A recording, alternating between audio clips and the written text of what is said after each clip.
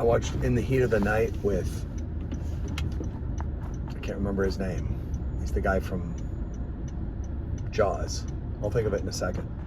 And Meryl Streep. And it is about a guy who's a psychiatrist and one of his patients dies. And Meryl Streep is like his girlfriend, and she works for a auction house.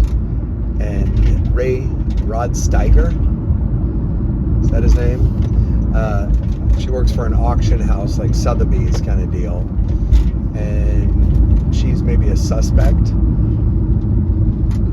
And it's called In the Still of the Night.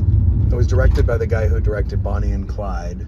And apparently it's an homage to many Hitchcock movies, like the hairstyle of Meryl Streep is similar to a hairstyle in a Hitchcock movie. Vertigo, there's a scene where someone falls, it's like Vertigo. There's a bird that attacks someone at some point, which is like The Birds, and so on and so forth. So it's artfully done, and I'd say well acted. The problem, according to a review I read on Wikipedia, is that there are lots of plot holes. I do like watching movies from other eras because you see how different movie conventions are in place at the time.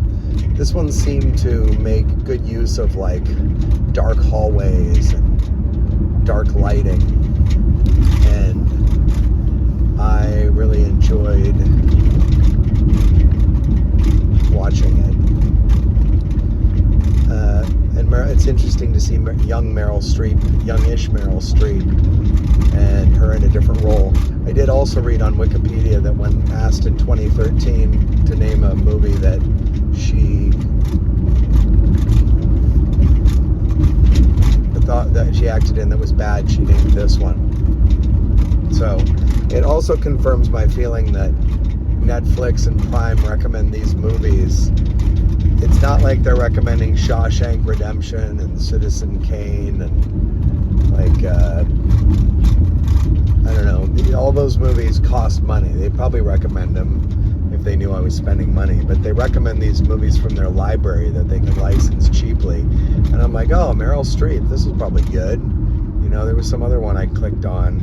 It was like Ashley Judd and Morgan Freeman, and then I read the rotten, I don't know if it was those two. I know it was Ashley Judd.